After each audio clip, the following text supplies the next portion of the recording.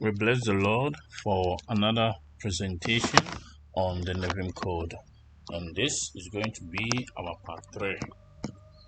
In this particular presentation, we are going to study what I've titled the War of the Worlds. It's a study into a battle between the Nephilim families. It is about the Nephilim against the Nephilim. This is a part 3, and I hope if you have been following from the beginning, at this point, I believe you have a vivid idea and an understanding of what these teachings and studies all about. We are delving deep into an aspect of the Bible that demands careful analysis and study. This part is a build-up and a continuation of what we have been studying so far in these presentations. This is a presentation number 3, and we are going to begin by actually looking at the book of Joshua. You may be wondering, what is the book of Joshua doing in the study of the days of Noah? However, if you study the book of Joshua critically, and if you are following the presentation so far from part 1 and 2, at this point, I believe you're going to agree that the book of Joshua is vital to understanding the end times event. It is also vital to decrypting the codes that are hidden in the Bible. I believe you know what a code is. From my previous chapter, we looked at what a code is, consisting of a set of information that is presented in a form of art or in a form that enables the receiver to decrypt to gain comprehension. Just like I did in the previous parts, I'm going to reveal something about the book of Joshua, and it's going to help us to really understand how the end times will look like and what is at stake. We all know the book of Joshua deals with the point where the children of Israel are about to enter their promised land after a 40-year journey through the wilderness since the crossing of the Red Sea. The book of Joshua is therefore an indication of a change of an era. In other words, the children of Israel has come to the point where they have to transition from one era to another era. The book of Joshua reveals an experience into the new world. It reveals the battle for the earth. The chief reason why the children of Israel went into Egypt, crossed the Red Sea, journeyed in the wilderness, is to possess the promises of God. The promise made to their fathers, the patriarchs, Abraham, Isaac, and Jacob. And the promise was to give them a land that flowed with milk and honey, a land between the Euphrates and the Mediterranean Sea, a land that shares border with Egypt and also the Red Sea.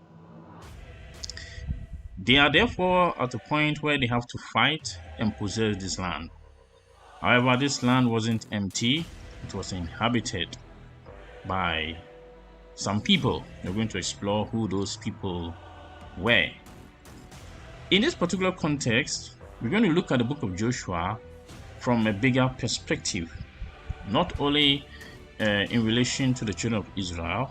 We're going to look at the bigger picture, because it is not about the promised land that they are to possess, but it's about a battle for the whole earth. And we're going to know why. The earth here is the English word for haaretz in Hebrew, and that word means dry land. Today, according to modern knowledge, we believe we live in a planet, and the entire planet is called Earth. But biblically, the word earth does not refer to the entire world or planet in quote. It refers to a part of it, the dry land, the place where we can stand, the place where we live, the dwelling place of humans, the place where we build houses and we live our life. That part of this realm is what the Bible called earth. This earth is situated in the midst of great waters. So the scientific perspective of the earth is different slightly from the biblical perspective. Moreover, the book of Joshua is a reenactment of the last days.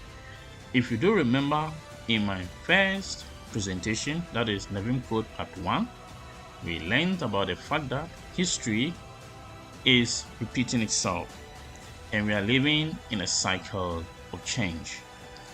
We're going to explore the part the book of Joshua will play in our understanding of the end times and how to prepare yourself for it. And that will shift our attention to Exodus 19 verse 5. From Joshua, we have now come to the book of Exodus. I'm reading from the King James Bible. There is something I want us to explore and to discover.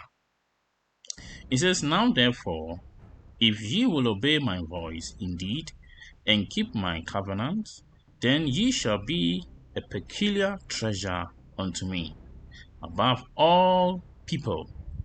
Now God was speaking to the children of Israel after they have crossed the Red Sea, and they were preparing to meet him. If you read further in the verse 20, you're going to see that's when God gave them the commandment. But God ends the statement with this phrase, which is one of the most important statements, because it will help us to understand what is at stake. And this is what he said concerning the children of Israel obeying his commandment, and the fact that it's going to make them a peculiar treasure above all people. And he said that for the simple reason being that he said, "For all the earth is mine." So if we ask, who owns the universe? The answer is simple. God owns it. And the name of this God is Yahuwah. That is his name. And he sent his son, Yahusha, Jesus Christ. Or if you can't say Yahuwah, some say Yahuwah. That is his name. The God of the Bible is the owner of the universe. In the part 2 of NEVIIM Code, we looked at the fact that some beings came down, mingled with the seed of men, produced children, and the children were half spirits and half flesh. In other words, they were half watchers or half angels, and they were half humans. If a human dies, the spirit goes somewhere, whether heaven or hell. Angels are beings that dwell in heaven. So if they produce hybrids, that is part angel and part human, where would their soul go? A verdict was reached. Their soul would therefore become a roaming spirit on earth, having no place in heaven or on earth.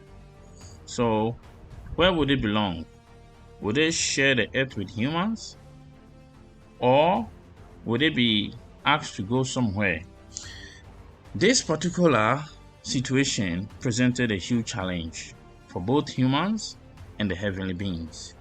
God has to rule, and we're going to explore in the next episode how God ruled this particular situation. In our world today, we are presented with a serious issue of the origin of the universe. Some claim the universe came on its own, the earth also formed on its own, and then over a period of time, given more time, circumstances change, conditions change, and we have become what we are. Meaning, we don't need any intelligent guidance to become what we are. The universe came on its own. If that argument is true, then nobody can claim an ownership of the universe, not even God. If that is the case, anybody can also dispossess humans of this world. Any being from another world can come and claim they have a fair share in this world, or they own this planet, and they are the original owners, and they are coming for what belongs to them. That can present a huge challenge. It can lead to war or something. But if you study the Bible, or if even half of what the Bible is saying is true, and which you have proven over the previous sessions that there is a definite creator of the universe, then we can boldly and confidently say the owner of the universe is God, the God of the Hebrews, the God of the Bible, and no other. There should be no argument. All the earth is mine. That is what God said. The earth does not belong to Satan, doesn't belong to any being. There is only one person who owns it. It belongs to God, and his son is Jesus. Okay, now we move on to the next question. Who, therefore, is the master of the universe? We know who the owner is.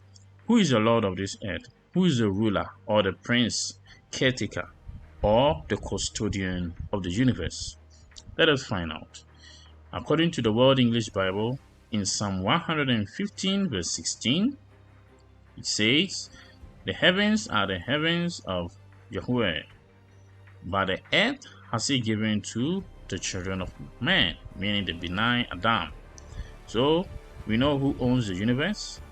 But then in this verse, we see there are two realms in the universe. We have heaven and we have earth. If you have followed my first series, that's the part 1 of NEVIIM Code, you will discover that the biblical model of the universe is different from the scientific model. So we do understand heaven is on top of the earth. And here in this particular verse, it states clearly that the very heavens belongs to God, and this earth in which we live, he has given to us. Why make such a statement? This statement sounds like an argument, like somebody trying to settle an argument. And the part 2 of NEVIIM Code will actually make this argument much more clearer to the listener or to the student who is following this. And it is based on the fact that we have humans living here, and there are other beings who are also living alongside us. These beings are not human, but they have a human part in them and an angel part. And they are all fighting with us over the ownership of the earth. But here you can see a judgment has been passed that the earth has been given to us. So the earth doesn't belong to any hybrid or Nephilim. Mankind is therefore the ruler of the universe. When Jesus Christ came, he said, "All authority in heaven and on earth has been given to him." Meaning, through Jesus Christ, we claim mastership over the universe. Okay, now that we know what is at stake and how the book of Joshua is going to play a role in understanding the end times, let us look at the connection that exists between the two. That's the book of Joshua and the end times. So here it states the book of Joshua is a record of the final journeys of the children of Israel. We are in our final journey also. We are in the last days, awaiting to have the Lord Jesus Christ return and then to possess the earth. It marks the end of the 40-year journeys in the wilderness. It is also a record of the emergence of the new creation. The new creation is the new man, the born-again person, and the reason being that the population of Israelites that began the Exodus actually did not live to enter the promised land, except only two. It was Caleb and Joshua. The rest all perished in a 40-year journey. Those who entered the promised land were the children of the first generation who began the journey. And those children are the new generation. They conform to the new man. The Bible says flesh and blood cannot enter the kingdom of God. Only the born again, the one whose soul has been created, or only the new creation can enter. The book of Joshua is also a record of the wars fought between mankind and the Nephilim. We're going to exploit. It is also a record of the battle fought by humans over the ownership of the earth. Who owns the earth? Is there a definite creator, or did the universe exist on their own? The book of Joshua is also a revelation of the war of Yahweh. It is an account of the war of the gods. At this point, I believe you know what the word gods represents. Okay, now let us look at an analogy between the end of days, that is our days, in the book of Joshua. So in the first instance, the book of Joshua, it deals with the possession of the promised land by the Israelites. In our days, we are looking at the repossession of the earth by humans, that is, the human race, and they are led by the saints, that's the church or the new creation. The book of Joshua, we have Joshua as their leader. The name Joshua in Aramaic is Yeshua. In Paleo-Hebrew, it is Yahushua. In both cases, it means Jehovah is salvation. In our present day too, we have Jesus Christ, who came as flesh and resurrected after his death, and he was seen by angels, and he's our savior, our redeemer. And the Greeks, they call him Jesus. The Romans also call him Jesus because of their linguistics and the way they pronounce things. In the book of Joshua, we have the children of Israel. They were fighting to possess the land. In our time, we have the new creation. We may call it the church, but not everybody who is in the church is the new creation. We're talking about those who are born again. In the book of Joshua, we are introduced to what we call the promised land, a property promised to the children of Abraham, Isaac, and Jacob. Actually, it was a promise to them, and it was inherited by their children. In the last days, actually, we are looking at the possession of the earth. Make no mistake, we are not dealing with replacement theology here. I have nothing to do with it. This is purely the truth and nothing but the truth.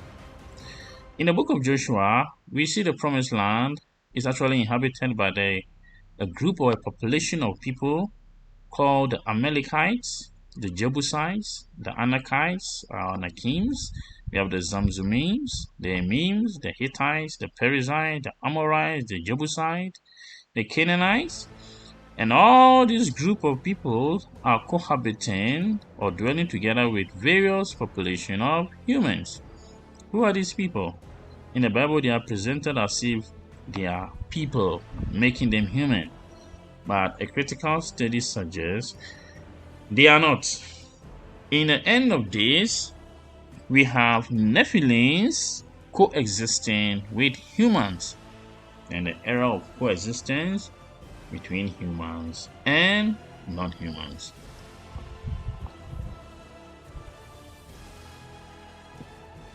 Finally, the book of Joshua is therefore, in conclusion, an end-time book, like the book of Daniel, Revelations, and as it is contained in the days of Noah, according to Matthew 24, verse 36 to 10. Note, finally, the entire event is an acting out of God's word in the last days. You understand this statement if you go to the part 1 series of the NEVIIM Code. Let us draw the summary and look at some critical events here. The entire event, that's the book of Joshua, the historical record, was an acting out of God's word. These people were playing out a scene they are not even aware of. They were acting out the future by their experiences. or by what they went through. In that book, we see that there were giants, that's the Nephilims, living in the promised land.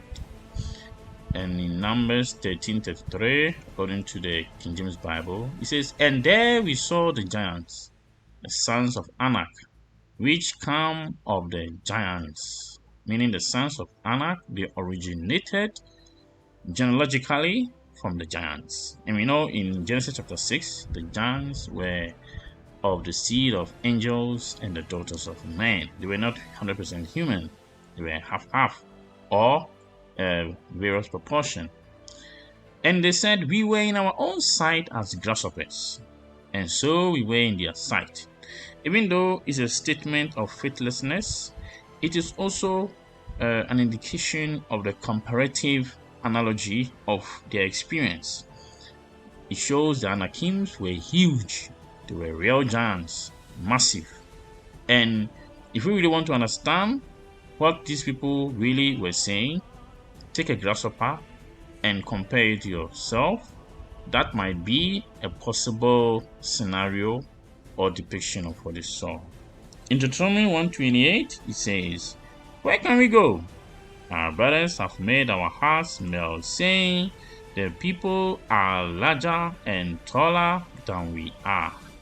The cities are large, with walls made to the heavens.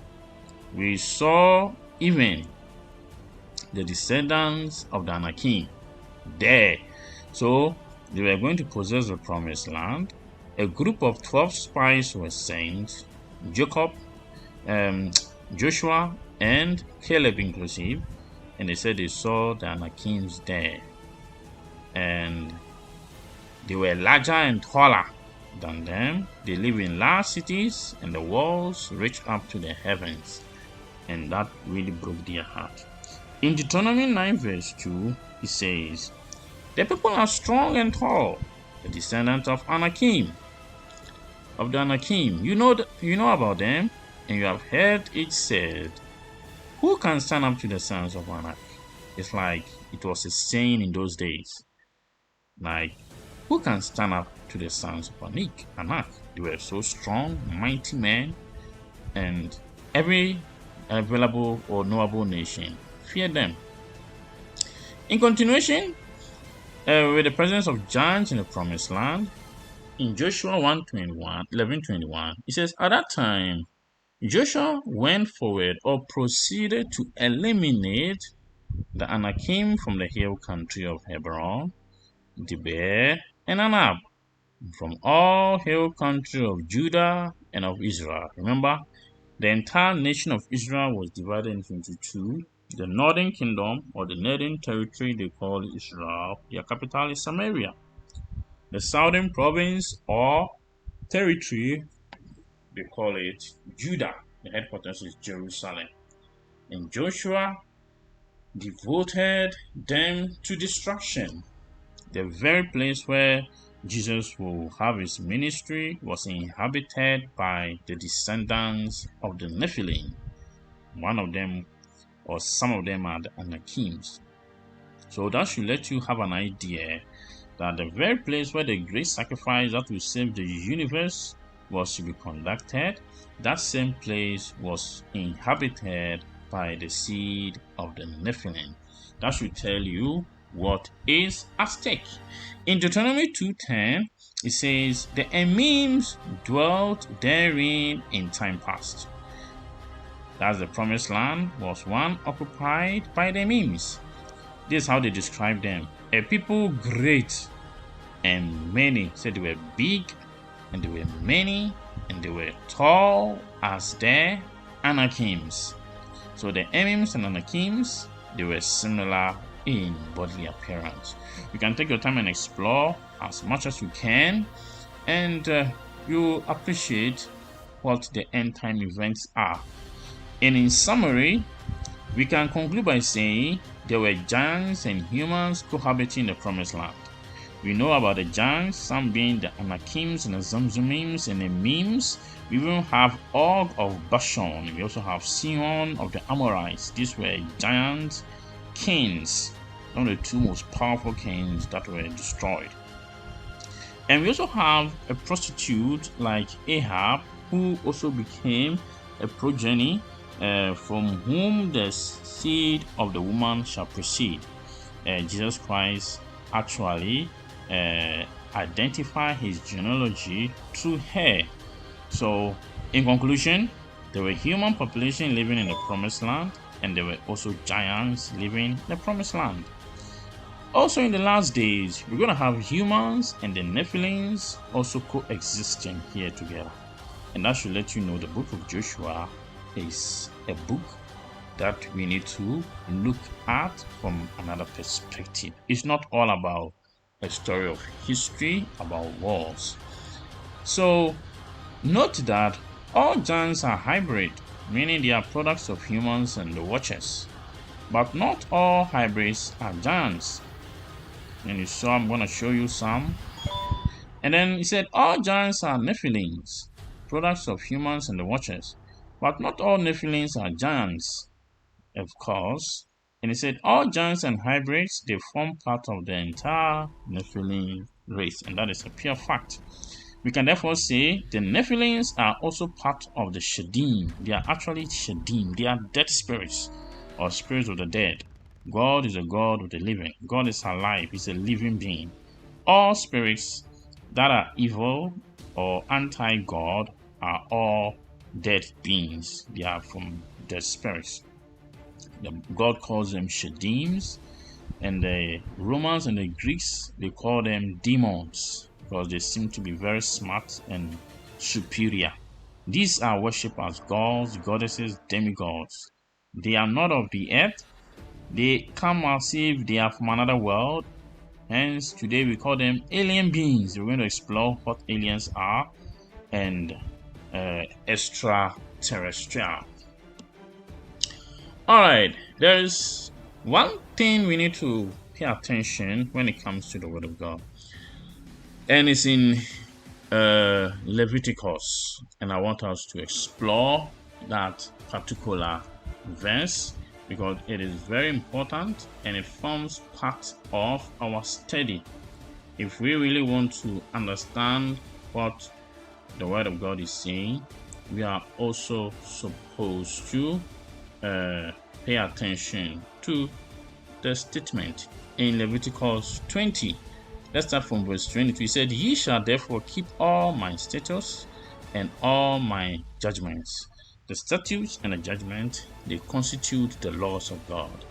And they're not just to keep it, cherish it, have them in their hearts. They're supposed to do them, carry them on, practice them. And the reason is that so that the land, whether I bring you, referring to the promised land, to dwell therein, spew you not out. Meaning, if they don't keep the laws of God, the land itself will spew them out. It will reject them. The verse 23 says, and ye shall not walk in the manners of the nations. It means the nations lived in a certain way or lived a certain kind of life. It says, ye shall not walk in that manner. But this is what he said. He said, which I cast out before you, referring to the Amorites, the Perizzites, the Hittites, the Jebusites, the Anakims, the Zamzumims, the Emims, etc. And we know what they are. These are the descendants of the Nephilim. He says, for they committed all these, and therefore I abhor them. What did they commit? How did they walk? If we really want to know, we have to go into the statutes and all the judgments of God. The judgments of God and the statutes of God, they constitute what we call the laws of God. And the laws of God deals with the do's and don'ts and how to live as the children of God. The reason why God gave them the law was because the other nations, especially the nations which occupied the promised land, which they were going to possess, they walked in a different manner of life. They live in a different way. And all the different way of life are contained in the laws of God. The purpose of the law was to separate the children of Israel so they wouldn't be doing those forbidden things that are in the law. For example, in the law, you're not supposed to eat blood. The reason why God gave them those laws was because the nations that occupy the promised land, they ate blood, or the eating of blood forms part of their diet. Secondly, another forbidden thing the nations did was some had sexual intercourse with their same sex. A man sleeping with another man, a woman sleeping with another woman, or humans sleeping with animals. These are some of the things they committed. And for this reason, God is spewing them out, and God spewed them out on behalf of the children of Israel. And God gave them his laws, that is his statutes and all his judgments, so that they will not live that kind of life. And that is the purpose of the law. The purpose of the law was to teach the children of Israel the very act that the nations occupying the promised land practiced, and to also forbid themselves from doing it, and to live a life that is contrary to it. So the laws was not given to enslave them, it was given to expose the sins of the nations and how they are supposed to separate themselves from those acts. Alright, what is the conclusion here? We can say the days of Noah event is historical, and we all know that. Historical means they did occur, and that's the purpose of these teachings, is to reveal the truth of its occurrence. Jesus made a reference to it in Matthew 24, verse 35 to 36, that our days shall be like the days of Noah. It is therefore a major account of the last days, and hence a repeat of history. The book of Joshua is also historical, and just like the days of Noah, it also records a major account of the last days. Because the book of Joshua marks the last days of the children of Israel's journey. They were now exiting the wilderness into the promised land. We in the present age are also exiting the present system, which the Bible calls Sodom and Egypt, and we are about to enter into our promised land. So there is a great deal of similarity and coherence, and hence we classify it as a major account of the last days, and therefore a repeat of history. The book of Daniel contains visions and prophecies. Prophecies are mostly predictive. We all know it's a major account of the last days, and it is more of a prediction and a repeat of history. So is the book of Revelation a major account of the last days. It's also predictive and a repeat of history. If we really want to know what is happening in our time, any of these four books will give you a great deal of idea. I'll be looking further into the book of Joshua in the next presentation. Now, how do we prepare, since the book of Joshua deals with the wars of God and it's all about fighting to possess the promised land? How best can we prepare ourselves?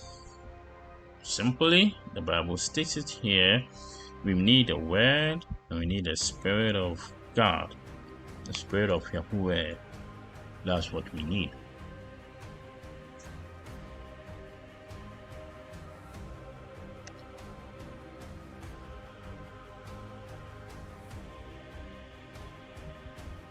We also need what we call the whole armor of Yahweh. And then here, we also need what we call the weapons of Yahweh, or weapons of God. And we need the battle plan of God as well. I'll be laying much emphasis on the armor of Yahweh, of God, in Ephesians 6 verse 10 to 17. It says, finally, yes, we are at the final stage in our journey. And he said, be strong in the Lord. You can be in the Lord and be weak. And that is why he's saying, let us be strong. And if the premise of this statement, like I said earlier, is true, then definitely the opposite too is true, that you can be weak and still be in the Lord. You can be going to church and still be weak. You can be doing a lot, getting busy for God and still be weak. The disciples were with Jesus Christ in the Garden of Gethsemane. They were with God, the consummation of all things. Yet they were so weary and they slept out of sorrow. So make no mistake, in the end of days, people might get weary, so the love of many will grow cold. So make sure you are strong in the Lord and make sure you strengthen yourself in the power of His might. We need much prayer. We need much fellowship with the Holy Spirit, being filled with the Holy Spirit constantly to remain strong. Then it says, put on the whole armor of God. The emphasis here is the word the whole. Whole means all. And it shows that you can't put some of the armor of God or parts of the armor of God. You should put the whole for the simple reason that you may be able to stand against the wiles of the devil. If the premise of this statement is true, then the opposite too is true. It means if you don't put on the whole armor of God, then it means the individual will not be able to stand against the wiles of the devil. And that suggests the word whole or all is important as a Christian. Let's look at the verse 12. We said, the reason why we have to do that is because our wrestling is not against flesh and blood, but against principalities, powers, against the world's rulers of darkness of this age, and against the spiritual forces of wickedness in the heavenly places.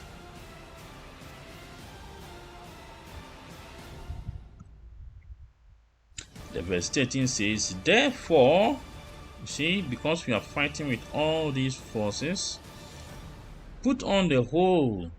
You see, if you don't put the whole armor, you won't be able to stand. And here it shows us how to stand, how to be strong. So you can become strong by putting the armor on, and if you put the armor on, you'll be able to stand. And he also further explains that we are wrestling with forces that are beyond our reason. We are fighting with a great horde of the fallen ones, the Nephilim race. We are fighting the things of God. And that is why we have to put on all the armor of God. Don't put on some. Let us explore what the armor of God is. In Ephesians 6:10-17 it says, therefore stand, having a utility belt of truth buckled around your waist. So there's a belt, you're supposed to wear it, put it around your waist. Then it says, put on the breastplate of righteousness. And take note, the emphasis is all or the whole. So you can't put on the belt and ignore the others. According to the verse we read, if you take only one part, you will still be defeated. If you put on the breastplate, you cannot win this war. If you put on the belt of truth, you still can't win the war. You may speak the truth, act truthfully, but the enemy can still defeat you if you ignore the other parts of the armor. If you try to act righteous and holy and you ignore the others, it won't still lead to victory because the condition says all, and we don't have to ignore that. Then it says, and having fitted your feet with the preparation of the good news of peace. So you must have your feet covered. If you don't protect your feet and you have all the armor around you, you can still be defeated because the exposed part of your body becomes a target. The enemy can attack your feet, and even in the case of Jesus, his foot heel was actually to be bitten, and then the head of the serpent to be stricken. So no part of your body needs to be exposed without protection. The verse 16 says, and above all these things that you are doing, take up the Magin Ha-Emunah, the shield of faith, with which you'll be able to quench all the fiery darts of the evil one. So faith is part of the armor, but you can't use faith alone to defeat the enemy. It's like carrying a shield in a battlefield. A shield puts you in a defensive position. But then you are not in this battle to defend, you are in it to defeat. The defeat has already been done, but like Paul said, we are wrestling with his forces, and that's why we need the whole armor. And then he says, take the helmet of salvation. Very important. The helmet covers the head. Inside the head, we have the brain. Inside the brain, we have the mind. And that is where our hope is. Hope is in the mind. Hope deferred makes the heart sick. If you have hope, you can stand. There is a verse in Ezekiel chapter 37, and if you read it, it talks about the valley of dry bones. And over here, I want us to look at it. Ezekiel 37, verse 11. It says, then he said unto me, Son of man, these bones are the whole house of Israel. He said, behold, they say, our bones are dried up, our hope is lost, we are indeed cut off. So this is an army who had their belt of truth, they had the breastplate, they had their feet covered, they were having even a shield, and they also having the sword. But then there was something missing. He said here, they have no hope. They've lost hope. It's in the head. And the head needs to be protected by a helmet of salvation. If it is exposed, the attack will go to the head. And it seems that's what the enemy did to this army. They lost hope because they didn't have a helmet of salvation. So hope is important. And the sword of the Spirit is also important. How you use the sword is also very important. You must learn how to use the sword, which is the word of God. You have to learn. Whether it's Rhema or Logos, it is still sharper than any two-edged sword. So we need to learn how to use it.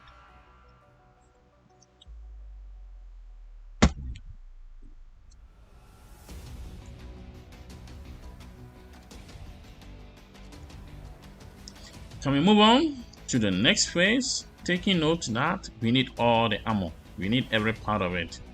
Don't assume one part is superior to another. Don't think the helmet or preaching salvation makes you greater than somebody just preaching the word. Don't think preaching faith makes you superior to somebody who is always evangelizing because he or she is fitted with the boots. And also don't forget, somebody preaching righteousness doesn't become better or superior to the one talking the truth. Everything must be done in moderation. So this is a depiction of a typical soldier wearing the whole armor, not some or part of it. The whole. We have helmet of salvation. We have the breastplate of righteousness, the shield of faith, and the readiness to spread the word. That's the boots, and then the truth around your waist, and then the sword of the Spirit. We must have all of them, and we must know how to use them efficiently and skillfully. And if we have all of them together, that is when we can boldly say, victory is ours. Now let us move from there and explore the book of Genesis that deals with the flood event. What caused the flood? What was the reason? Genesis 6:5 says, the Nephilim were in the earth in those days, and also after that, when God's sons came into men's daughters, they bore children to them. Those were the mighty men who were of old, men of renown. So the giants lived in the days of Noah, and some of them were huge, some of them were small. They were the Nephilims who were living in the earth in those days. They ruled on earth as gods, but they are not gods. According to Deuteronomy 32 verse 17, they are Shedim, the Hebrew word for demons. And some of them were huge. Some of them were just normal size like us, but they were superior. In Deuteronomy 32:17, these beings appear differently to different cultures and peoples as God. We have Zeus, we have Odin, Ares, and Tyr. They are all part of the same thing. They are nothing better here. They may appear better to deceive, but they are part of the same family. They are all Nephilims ruling the earth. Yahweh calls them the Shedim. They are evil spirits, and they are also called demons. Before the great flood, let's see what the world was like. It says sin and wickedness increased on earth. The fallen and the rebellious ones led the whole world astray in a grand defiance and rebellion against God.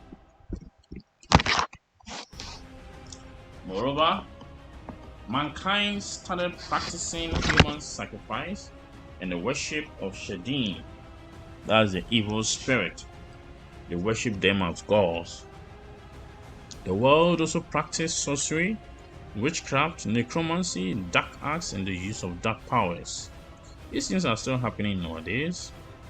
The Nephilim giants, because of their mere size, they were not satisfied, or humans could not sustain them with their resources, and they ended up cannibalizing on them. They started eating them up. Humans were suppressed, and killed by fellow humans, as well as the non-humans. Mankind was not created to rule over the other. The Nephilims brought this idea, and over time, they started killing one another and even being helped to be killed by the Nephilims. Wickedness was so much on earth, not the wickedness as we think, like immorality. Talking about real wickedness, evil. It said Yahweh saw that the wickedness of man was great in the earth, meaning there was too much sin, and the sin on earth was very great, it was very high, and that every imagination, the word every is important, not even some of the imagination, every thought, every decision, and every action of man was evil continually. Everything we did, we saw assumed. So that's how wicked the world became, and God saw it. That is not Jehovah anyway. So if you are seeing this picture on your right, don't think it's God, Jehovah. This is a depiction of a messenger. Before Yahuwah makes any decision, he receives the report from the watchers who are watching over the situation. Send them the report. He makes a decree, and the decree will be executed by the watchers, like the days of Nebuchadnezzar. God was so sorry he had made man on earth. It really hurt him. His heart was grieved because of the wickedness. And so he called Noah, but then he made a declaration. He brought that well to an end. He said, Yahweh said, I will destroy man whom I have created from the surface of the ground, man along with animals, creeping things and birds from the sky, but I'm sorry that I've made them. This is a declaration from the Great Council. That's where judgments are made, and he expressed his sadness, his sorrow over what man has become, his own self. But in all these things, it says Noah found favor in the eyes of God. According to the genealogy, it says this is the history of the generation of Noah. Noah was just a man, blameless among the people of his time. He walked with God, and Noah had 3 sons, Shem, Ham, and Japheth. Who was Noah then? Was he just a blameless man, or was he just a man? This can be very interesting if you analyze. It means Noah was clean, genetically clean. He wasn't a hybrid. He was a purebred, genetically pure, and he wasn't a mixture, a hybrid, half human, half angel. He was 100% human, son of Adam. He was spotless, the same words used for the lamb. And then lastly, he was a true human being. He was 100% human. There was no part of him that was a Nephilim. He wouldn't have loved God or obeyed God, or God would have spoken to him. So that is a typical DNA, and that's how they appear like. So if you look at the state of the world, Genesis 11:12 says, the earth was corrupt before God, and the earth was filled with violence. Violence means chaos. Not talking about just some moral shutdown. Talking about real conflict, chaos and wars, real violence, the use of missiles and dangerous weapons.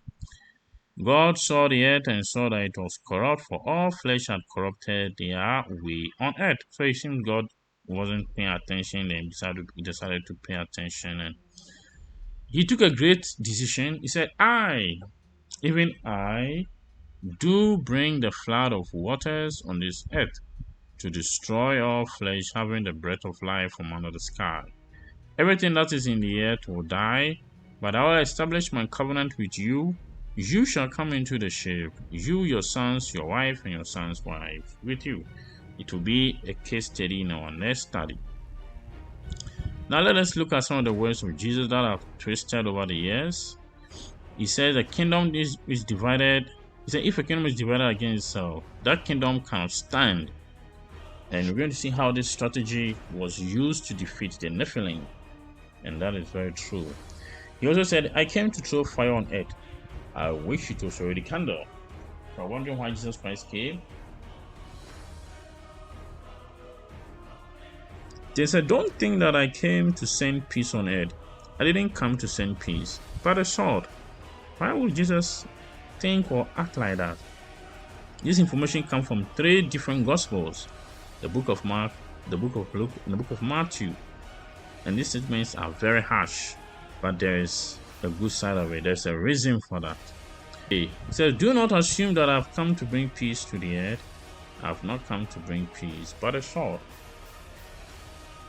So indeed, he says, for I've come to turn a man against his father, and a daughter against her mother, and a daughter-in-law against the mother-in-law. And history suggests a war occurred among the gods. Father fighting son, son fighting father, mother against father, and all kinds of confusion occurred. There's a primary reason for that.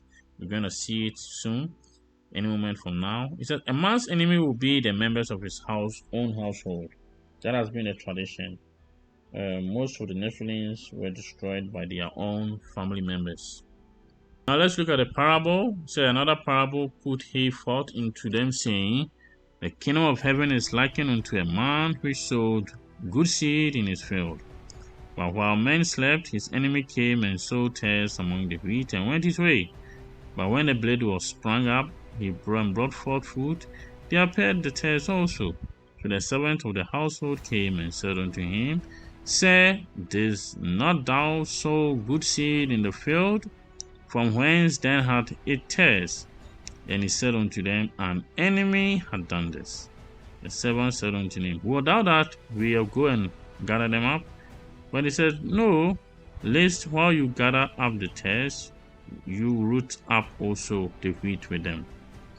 He said, let both of grow together until the harvest, and in the time of harvest I will say to the reapers, gather ye together first and tares, and then bind them in bundles and burn them, but gather the wheat into my barn. Let us analyze. The master of the field is God. The servants are faithful watchers.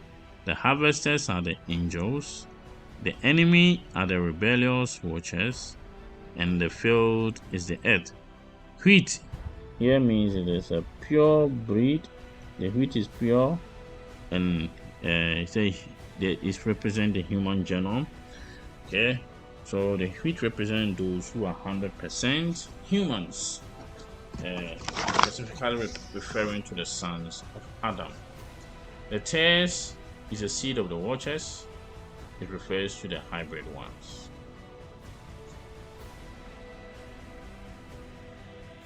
Okay, so all right, let's continue and then proceed to the grand divine plan. What is the plan about?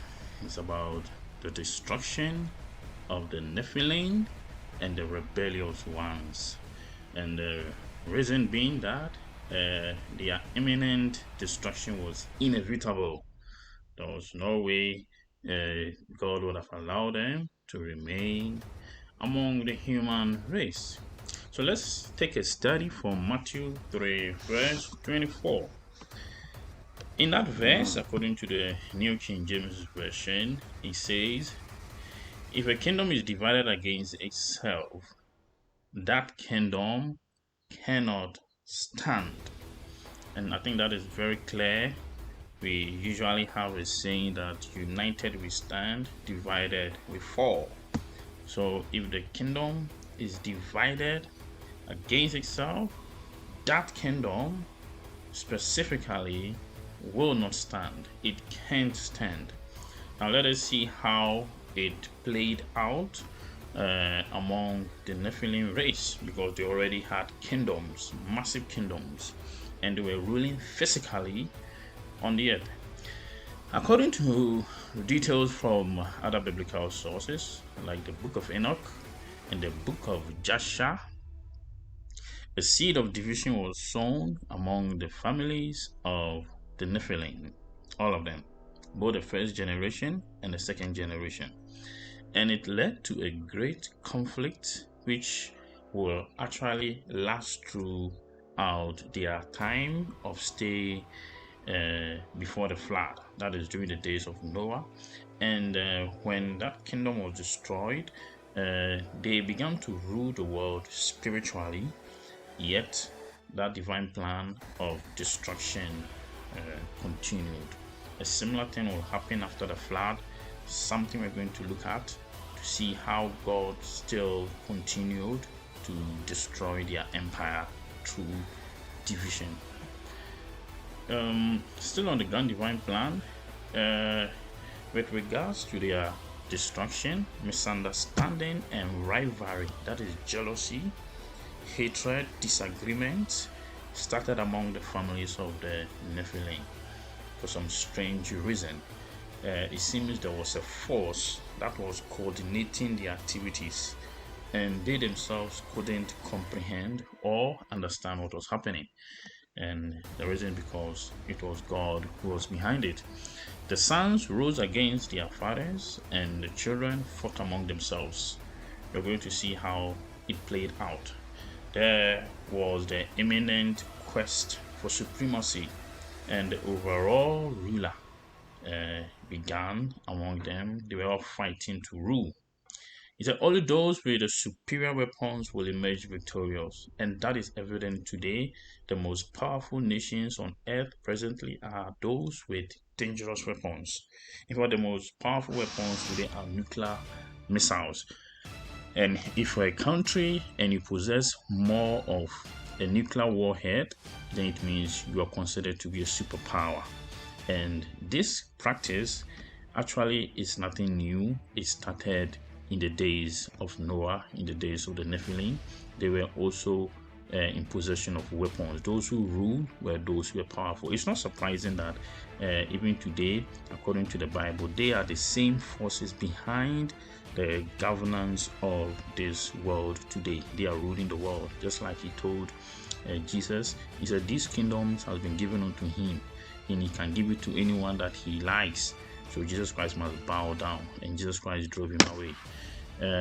What he said may be true or may not be true, but it's a fact that these Nephilims are still behind the nations, and whatever happened to them is happening to the nations. In as much as there was division among them in the present world too, there is a great deal of division. There's a great quest for supremacy. Nations are fighting to be powerful. Nations are seeking for control. Some are possessing missiles to gain control and be influential.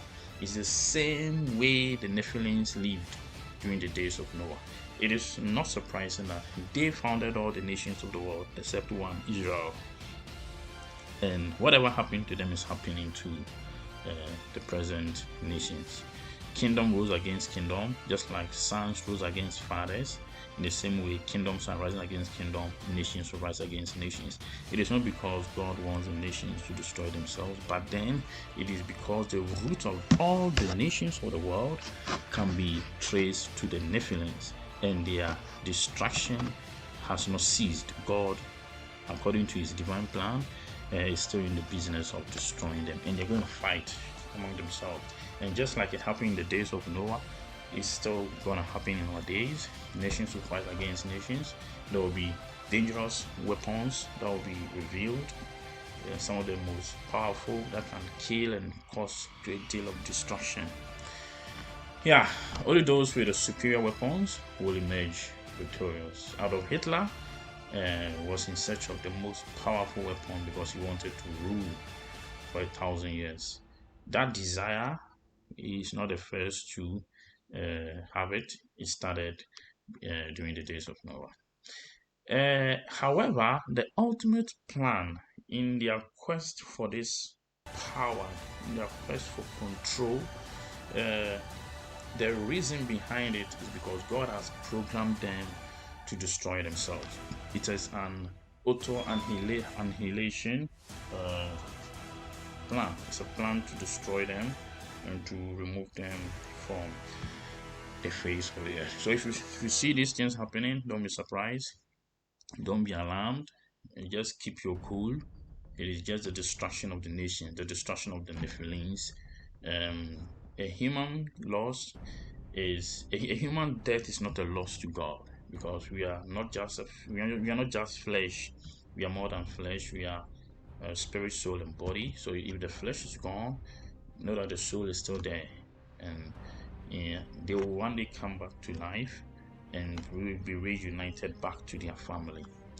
And that is the divine plan. Now let's see how this plan played through the ages, throughout the ages. Let's find out if it happened. And we're going to look at historical facts. In fact, in our days, because the ancient people did not keep records like we do now, things that are true over time they become a legend, and over time legends becomes a myth, and it's like we even dismiss their reality. But then we have to be careful. The things we call myth and legend have a great deal of truth in them. So let us see how it happened. Okay, so just like I presented to you, rivalries, the quest for supremacy and dominance arose among the offspring of the mighty ones, and it's evident if you are in a place or in a group and members begins to fight for supremacy or for control or who can be a leader, then you have to know that its destruction is imminent. The moment a group of Christians start fighting to be a leader, then you have to know that there is a plan to destroy their ambitions. The children of God do not fight for leadership. They fight to become servants. They serve. And that is how the kingdom operates. Let us begin by looking at the Hindu mythology. According to the Hindu mythology, it says the Mahabharata is one of the two major Sanskrit epics of ancient India, the other being the Ramayana. It narrates the struggle between two groups of cousins in the Kurukshetra war and the fates of the Kaurava and the Pandava princes and their successors. In a nutshell, the Mahabharata, which is a Hindu mythology, and the Hindu religion is one of the oldest. In fact, this religion can be traced back to the days of Noah. And during those days, rivalry began. There was a fight between two cousins who wanted to rule, they wanted control, and it led to a war. If you continue by reading the battle at Kurukshetra, it says a black stone relief depicting several men wearing a crown and a dhoti fighting with spears, swords, and bows. A chariot with half the horse out of the frame is seen in the middle. A scene from the Mahabharata war uncovered, it shows what we just read. So, if you read down, it says the two sides summoned vast armies to their help and line up at Kurukshetra for a war. So here we have it in the Hindu Sanskrit, in their Hindu books, that there was a war between their gods. a conflict arose, and it can be traced back to what is written in the book of Enoch and what Jesus said, a divine plan that was executed. You can get this information. You can go online, Google it, and read more and learn about it, that a war occurred. In fact, if we are to go further into historical information concerning gods and goddesses, you realize that every religion in the world experienced a kind of war among the gods. All the gods of the religions of this world, there was a fight between them, and all except the Hebrew Bible. The only war that occurred in heaven was a war by one of the beings trying to be like the Creator, the Most High, and that is the war. But then the rest of the wars were conflicts and misunderstandings between two families and factions, and it ultimately led to their total destruction. So the Mahabharata is one of the two major Sanskrit epics of ancient India, the other being the Ramayana, and it narrates the struggle between two groups of cousins in the Kuruk-Kshetra war and the fates of the Kaurava and the Pandava princes and their successors. It's a major event which is held by the Indians. You can read about it, and it provides evidence about what God's plan was and how he annihilated these Nephilims. If we look at the Norse mythology, we know of the Ragnarok. That's the fate of the gods, and it's a battle at the end of the world. Actually, it's talking about the end of their world prior to the Great Flood, because the Great Flood brought the then world to an end and a new one started. It is to be fought between the gods of Aether, led by Odin, and the fire giants, the Jotnar, and other monsters, led by Loki and Seta. Not only will most of the gods, giants, and monsters die in their battle, but almost everything in the universe will be destroyed. If you go into the book of Enoch, when the flood came down, it's not only flood, whatever came. There was fire, there was hailstone, and it destroyed the world that is between the earth and the heavens, and then it also destroyed the world that is on the earth. We're going to look at the details of the flood, and we're going to learn about the worlds that were below heaven and the worlds that were on top of the earth, and then the earth itself, and how all of them were destroyed.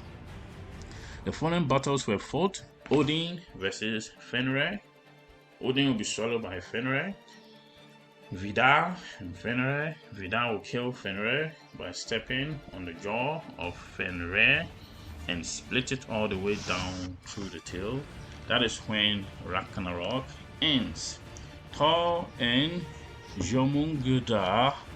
Thor kills Jormungandr, but then dies from his wounds and the poison after taking 9 steps. Tyre and Jam.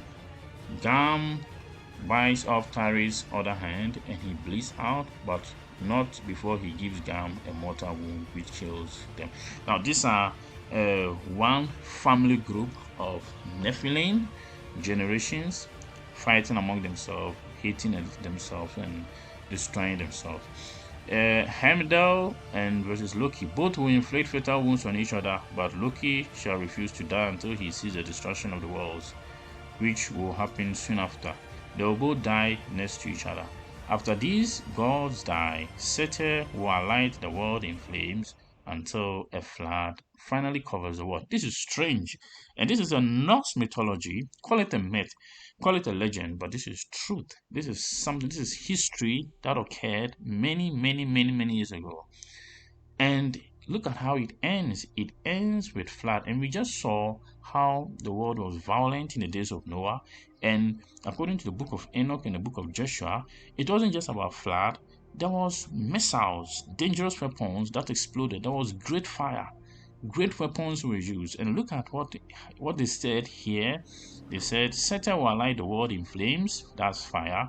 And then it will continue until a flood finally covers the world. There are those who said it wasn't a global flood, but let's look at the Norse mythology, how they confirm the fact that a flood covers the world.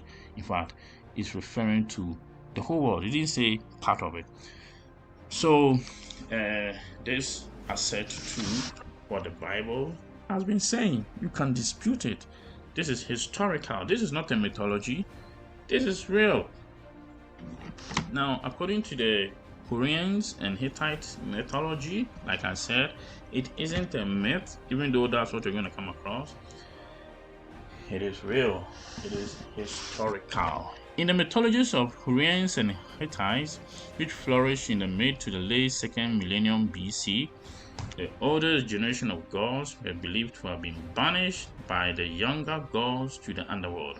If you go to my part 2 of the NEVIIM Code, I made mention of 2 generations of Nephilim, the older generation and the younger generation, and they will fight among themselves, but then the younger one will rule over the older. It is true in the Bible. We see the young ruling over the old. Joseph will rule over the brothers. Jacob will rule over Esau. And it has always been that way.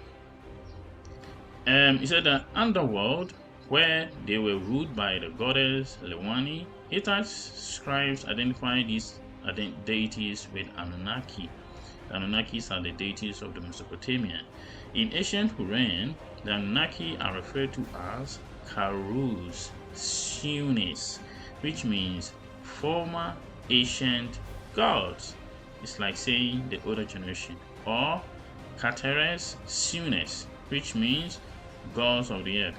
Hittite and Hurran treaties were often sworn by the old gods in order to ensure that the oaths will be kept. In one myth, the gods are threatened by the stone giant Ulikumi. So Ea, the later name of Enki, commands the former gods to find the weapon that was used to separate the heavens from the earth. Look at that. And I made mention how divine beings gave weapons. We're going to look at it. Divine beings gave weapons secretly, according to the book of Enoch and the book of Joshua. The heavenly beings gave weapons to the Nephilims, which they used to destroy themselves. And they said they found the weapon and they used it to cut off Ulikumi's feet. So this is an awesome presentation of rivalry between 2 families. In the Sumerian or Babylonian or Mesopotamian mythology, it's a badly damaged text from the New Assyrian period, 911 to 612 BC. It describes Medoc leading his army of Anunnaki into the sacred city of Nippur and causing a disturbance. The disturbance causes a flood which forces the resident gods of Nippur to take shelter in the Eshumesha temple of Nineta. Enlil is enraged at Medoc's transgression and orders the gods of Eshumesha to take Medoc and the other Anunnaki as prisoners. The Anunnaki are captured, but Medoc appoints his front runner Moshte-Shebalim to lead a revolt against the gods of Eshumesha and sends his messenger Neretagmiel to alert Nabu, the god of literacy. So, if you look at it, I said when the Eshumesha gods hear Nabu speak, they come out of their temple to search for him. Medoc defeats the Eshumesha gods and takes 360 of them as prisoners of war, including Enlil himself. Enlil protests, but the Eshumesha gods are innocent, so Medoc puts them on trial before the Anunnaki. So here too we see conflicts occurring among the gods. What about the Egyptian mythology? Here it says the world was a paradise where everyone, man and woman, was equal under the reign of royal couple. Food was abundant and no one suffered any want. Seth grew jealous of Osiris' power and resented his success. His resentment grew more bitter after his wife Nephthys, attracted by Osiris' beauty, disguised herself as Isis and seduced the great king. becoming pregnant with the god Anubis. Wow. Seth decided to remove his brother and had a magnificent casket created, the most beautiful chest ever made, tailored to Osiris' exact measurement. He threw a grand party to which Osiris was invited, and after the banquet, told the guests he had a special surprise. He revealed the chest and said that whatever would fit must possibly most perfectly inside would take it home. One by one, the guests climbed into the casket but could not fit in until Osiris' turn came. He lay down in the casket and found, of course, that it fit him perfectly. Seth then slammed the lid on him and threw the casket into the Nile. In some versions of the story, Osiris is murdered by Seth and 72 accomplices, while in others, he alone is responsible. So, if you read about it, there is contention. The last statement said, in some versions of the story, Horus battles Seth, defeats him, drives him from the land, while in others, Seth is killed. So, there is no doubt about the fact that God's plan to annihilate the Nephilim race really was successful. The Persians also have their own story, that the conflict between good and evil is prevalent in Persian myths as well as Zoroastrianism. Zahak, a symbol of despotism, was finally defeated by Kabi, who led a popular uprising against him. Zahak was guarded by two vipers which grew out from both of his shoulders. No matter how many times they were beheaded, new hairs grew on them to guard him. The snake, like in many other mythologies, was a symbol of evil, but many other animals and birds appear in Iranian mythology, especially the birds were a sign of good omens. In the Greek mythology, a similar event occurred. It's an event which is also known as the War of the Titans. It's a battle of the Titans, battle of the gods, or just the Titan War. The war was fought to decide which generation of gods will have dominion over the universe. It ended in victory for the Olympian gods. Uranus drew the enmity of Gaia when he imprisoned her children. The Hecatocaries and then the Cyclops. In Cyclops within her womb, Gaia created a sickle forged from adamantine and hid it in a crevice on Mount Otris. Uranus drew the enmity of Gaia when he imprisoned her children. Yes, so if you read further, you get a story. Then eventually, it says Zeus will wage war against his father with his disgorged brothers and sisters as ally, Hestia, Demeter, Hera, Hades, Poseidon. Zeus released the Hecatoncians and then the Cyclops from the earth, where they had been imprisoned by Cronus, and they allied with him as well. So, in the end, he said the Hecatoncians hailed stones, and the Cyclops forged for Zeus his iconic thunder and lightning, fighting on the other side, allied with Cronus, where the other Titans, with the important exception of Themis and her son Prometheus, who allied with Zeus. Atlas was an important leader on the side of Kronos. The war lasted 10 years, but eventually Zeus and other Olympians won. Some of the Titans were imprisoned in Tartarus, and the Hecatoncians were made their guards. Atlas was given the special punishment of holding the sky. In some accounts, when Zeus became secure in his power, he relented and gave the Titans their freedom. So you can still see how father rose up against son, and conflicts which rose up against the Nephilim family. This is a myth from the Greek religion. It's not a myth, it's actually a history that has been related as a myth, as if it didn't happen, but it did happen. And it really confirms what the Bible is saying. Alright, let us look at evidence of ancient nuclear wars, and this is from an excerpt I took, the Indian Times, the Times of India, March 22, 2019 by Rajat Kumadani. He says, did our old precursors have trend-setting innovation matching the atomic abilities of today? There is proof from remnants in India supporting that guarantee. There are additionally antiquated fantasies which depict scenes coordinating our cutting-edge comprehension of nuclear fighting. So what they are saying is that we are not the first to use this. If we move on to the last paragraph, it says, take the incomparable Sanskrit epic from India called the Mahabharata. It recounts fate and devastation with entries that appear to precisely portray the impacts and repercussions of an atomic war.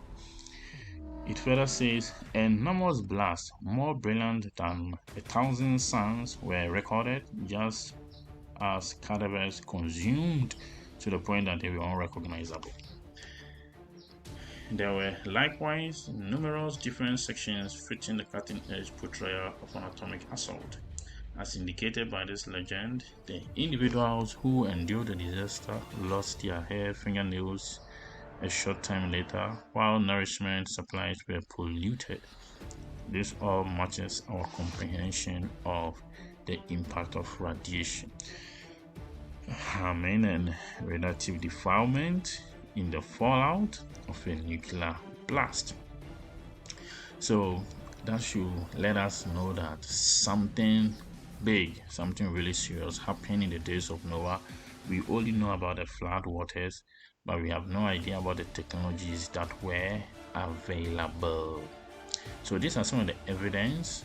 They are fossilized remains of humans killed in such a way that the only way they could have been incinerated was by a nuclear explosion, and there are huge crater-like structures around which point to evidence of an explosion. Alright, let's look at the weapons of the Elohim. According to ancient records, the arch-princes, the Elims, or the mighty ones, they secretly gave mighty carnal weapons from the heavenly realms to the various family lineage of the Nephilims. This was channeled through their own deity who make their weapons. The mission was to carry out an indirect auto-annihilation of the offspring of the mighty ones. So God gave them weapons, that's the heavenly ones, the archangels, the 7 archangels. They gave weapons to the Nephilims, and these weapons were so powerful. In fact, they stimulated their taste for power and for weapon, and they also fed that taste. They quenched their thirst for power. They received some of the most powerful weapons you can read about in ancient religion. These weapons were capable of causing destructions of epic and global proportion. So if you read about ancient weapons that could destroy or cause harm, these weapons actually were given to them by the heavenly angels for the sole purpose of destroying themselves. So ancient details of the war of the gods, and we know conflict occurred within the Greek pantheon, and we also have evidence of ancient nuclear war. We have it as a writing on the wall in most archaeological sites. We see arrows exploding. We see nuclear like warhead, an object that looks like a nuclear warhead. And we also have some craters. Some of the craters, we are not sure whether they were caused by a meteorite or not. Yes, meteorite rained down in the days of Noah before the flood, but some of these craters were caused by missiles or nuclear explosion. So there was conflicts within the various families of the Nephilim race. Even among the Egyptians, they fought the various family like we already saw. In as much as the war was going on, one of the heavenly angels rained down rocks, huge rocks like asteroids, which killed most of the Nephilims, as well as their creatures, the giant beast or creatures like dinosaurs and ichthyosaurs and etc. And their evidence. We're going to study all those in the next and the next two series. And in raining down the rocks, he gathered up those angels, the watchers, who have now assumed the human form and couldn't reverse back again, because once you become human, you are subject to all human limitations. So these angels called watchers, they became humans so that they can live with humans, and they couldn't reverse back to their original state. They were harmed by these rocks. They were gathered, bound hand and foot, cast into the abyss. So let us know that we are not the first to use weapons of mass destruction. Its use goes back to as far as the days of Noah. And the evidence are all there. If you look at the picture here, you can see the one on your top right. It looks like a nuclear warhead. The one on your right looks like a mushroom cloud. And we have arrows, and we have something like lights or stars around. It shows these people knew what we also know, our world. We have these weapons, but we are not the first. And this has been in the making for years. And whilst the chaos was going on earth, the heavenly council of the Elohim sat in their usual session, and I believe this time it was a special one. And the Elohim, the Most High Elohim, gave his verdict on the rebellious watchers as well as their children. So let's look at the judgment in Psalm 82, and this is what he said. Elohim's preside in the Adat El. The Adat El refers to the assembly of the congregation or council of the gods. He judged among the Elohims. Don't forget that the word Elohim does not only refer to God. In my previous video, in the first video, I explained it. And in one teaching that I called the story of Yahweh, if you go and get it, you understand that the word Elohim means shining ones, and the angels are also shining ones. The heavenly gods, they have different categories or groups. We have the watchers, those who watch over us. They are in the sky. They watch over human activity. And we have the seraphims. These are the higher beings or the burning ones. Then we have the sarim, the principalities assigned to every nation, tribe, and people.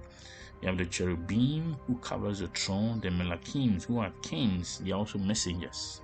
So God was in the great council where all the chief angels were there, and he judged them. He executed judgment on the rebellious watchers. He did it in absentia, because the rebellious watchers were now human-like. They have materialized into human form, and a decree went that they can reverse back to their angelic form again. He said, Ad Mosai, how long will you judge unjustly and show partiality to the Reshaim? He says, defend the poor and yatom. So do justice to the oni and needy. Deliver the poor and needy. Rid them out of the hand of the Yashim. That was the assignment. The assignment was to be just. They were also Elohim. They were judges. So they came into the world to judge and not to show partiality. They were to defend the poor and the fatherless. They were to give justice to the one who is afflicted. That is their way. But unfortunately, they didn't do that. They became human, started living like humans, and ended up corrupting their ways. They did not deliver the poor and the needy, nor rid them out of the hands of the wicked. They were rather showing kindness and partiality to them. Because of their human nature, they ended up like humans, you see, and humans were already called the naked ones, the Eromims. They were covered with darkness. Humans, generally, they work in darkness. Darkness means they work in ignorance. That is how the average humans are. They lack the ability to know or to see into the future. So they work blindly. So verse 5 says, they know not, referring to the Nephilim. They have become human. So now they have become ignorant, though they still have insight to some level. Then neither would they understand. they walk on in Chosek. The word Chosek means darkness. He said, all the foundation of the arrays of the earth are shaking. And this shaking occurred because the giants were at war when the nuclear explosion was occurring, and the various giants were fighting among themselves and causing destruction. According to the book of Enoch and the book of Joshua, it says the earth shook, the earth trembled, and the foundation of the earth opened, meaning there was a tectonic split.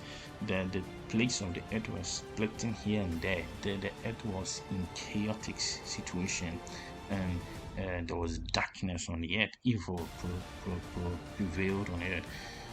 And look at what he says. He said, I've said, Elohim, G-R. God told the Nephilim, look, you guys are gods. That's why I sent you to judge. Gods are the ones who have power to judge.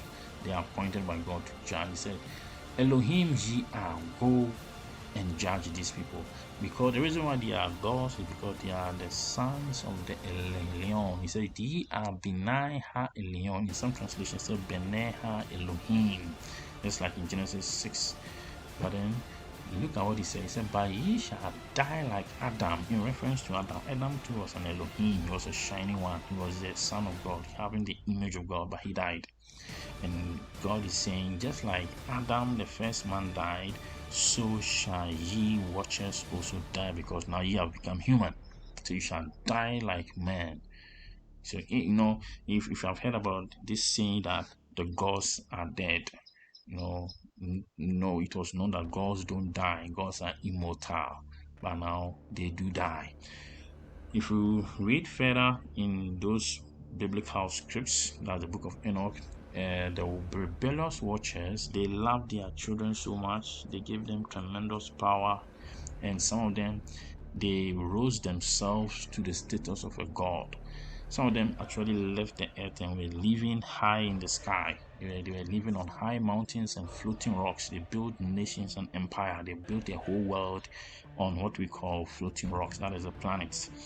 And they requested that God should give their children eternal life.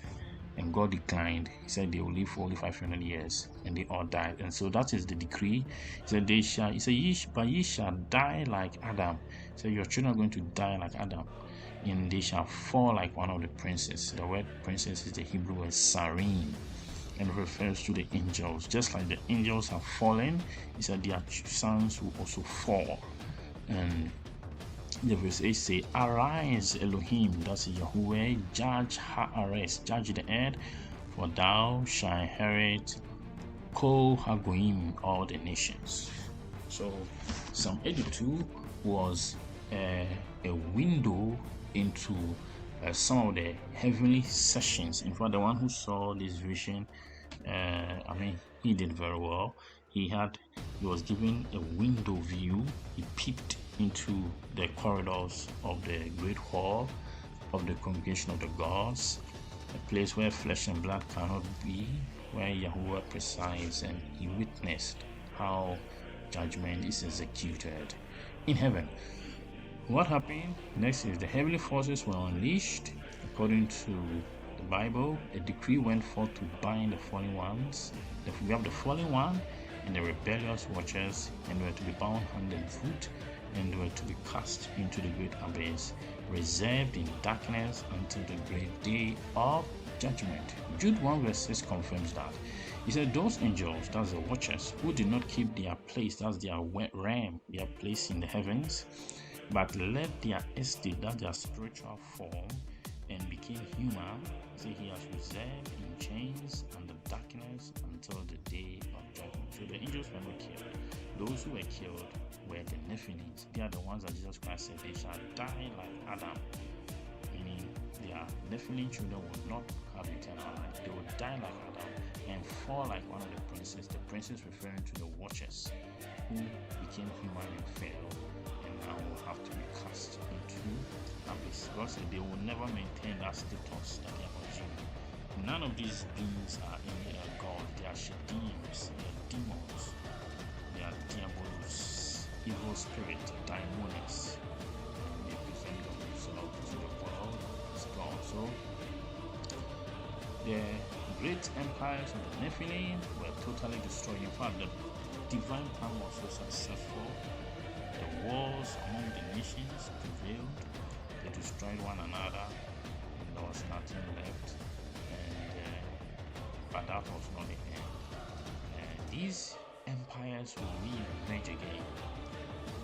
This time, not as flesh and blood, not as a physical empire that we see, but this time as a spiritual empire.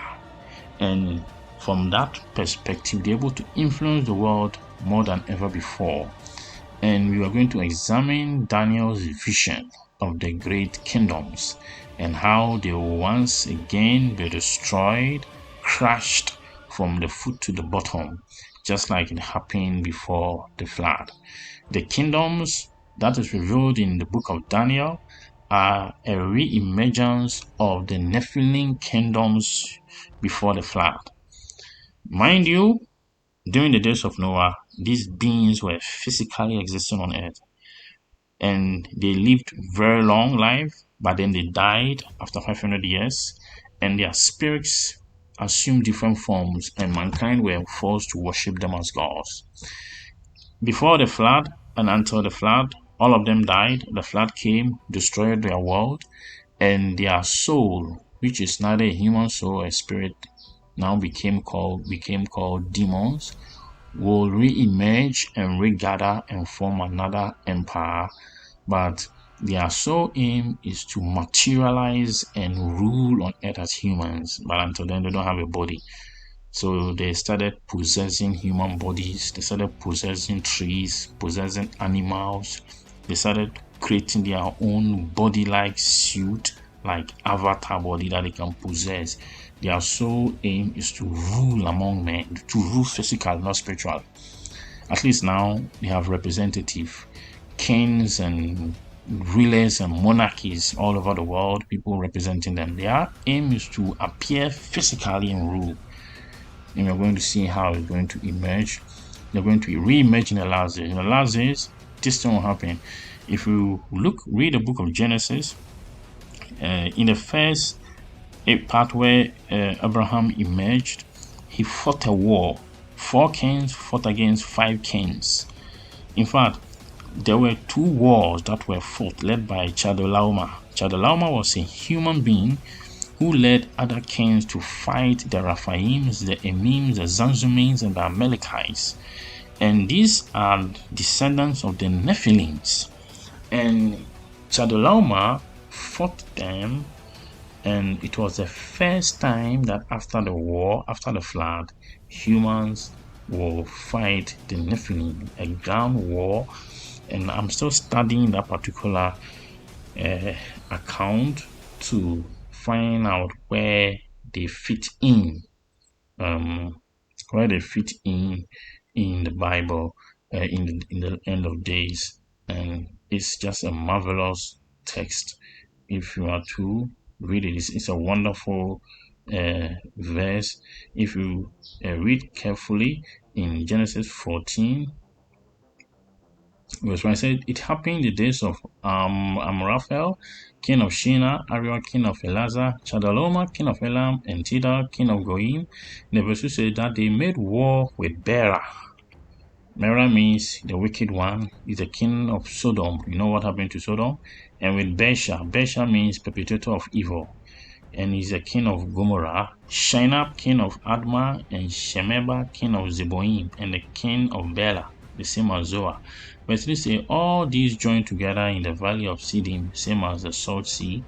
For 12 years they served Chedorlaomer. In the 13th year they rebelled.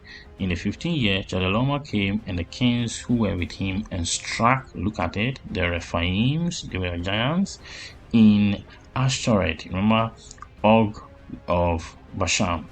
Yeah, he was a Rephaim.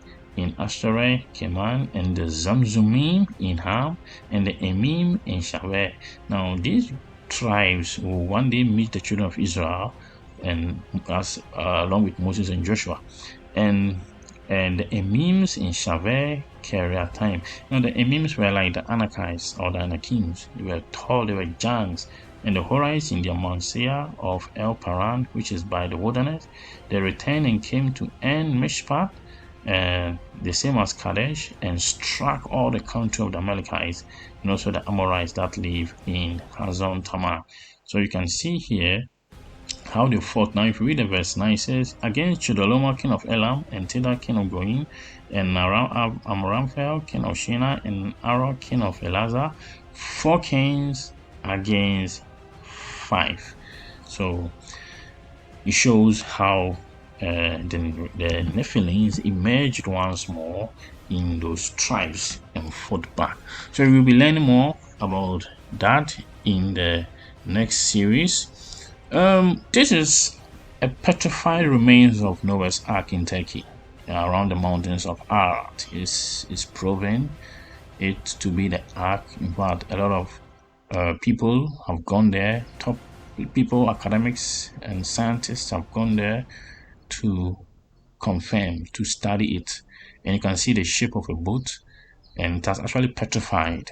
It looked like rocks, but inside it are the hidden things and the evidence of Noah's flood. The length is the same, 300 cubits, and it's confirmed. The measurement is perfect. It has not been excavated because it needs to be preserved. It has been preserved over the years by the landscape, and a lot of research is going on. As you can see in the picture on your left, you can see that the land had actually drained. So maybe it was caused by glacier. It could be that the ark was higher above on the mountain. If you look at it from your right, it could be higher, but then it dropped down due to the glacial flow over the centuries. And if you look at the left side of the ark, you can see it is badly damaged. If you look at it on the left picture, that looks like a rock, and it seems the ark hit a rock and it hooked it. Yeah, so if this is true, then it shows that everything that we've been discussing here is also true. And even if half of it is true, then that is enough to prove that yes, the ark story, the event occurred. And even the text, the religious text, confirms that something of this nature happened in time past. So we're going to look further into this. Then, now that we have evidence of the ark, it shows that these kingdoms really existed. And then, if that is the case, we have to prepare for the re-emergence of the pre-Diluvian Nephilim kingdoms in the last days. They're going to re-emerge again. In the book of Revelations and Daniel, we read about the 7 hairs offering and then the 10 horns. What are they? What do they represent? And can we really know what they are? We are going to find out. And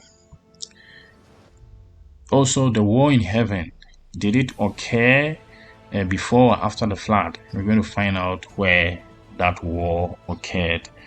And to help us to clear our minds, to gain perfect information, and also to be able to know what is at stake and live for God. That brings us to the end of my session. Thank you very much. God bless you. In the next episode, we are going to look at NEVIIM Codex Part 4, the Great Global Flood. We're going to conduct an explicit forensic analysis of how the flood event occurred. We're going to look at before, during, and aftermath of each event, each step of the way. We're going to look at it step by step to study, to know whether the flood event occurred. You know, when people talk about it being a mythology, people get confused how these millions of organisms enter the ark. There are about 1.5 million animal species. Did all of them come from the ark, or were they all inside the ark? How did it occur? We're going to look at it. Thank you very much. God bless you. May the God of heaven, the God of all flesh and the God of all spirit enlighten you.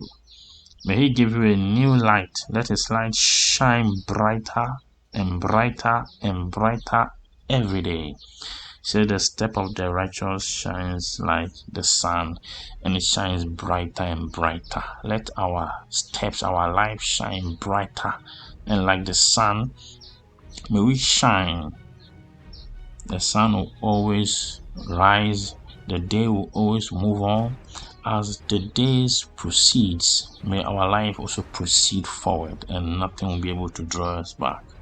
May God give us all the wisdom and protect you as you begin to seek His knowledge. In Jesus' name. Amen. Thank you very much, and hope and I wish you well in your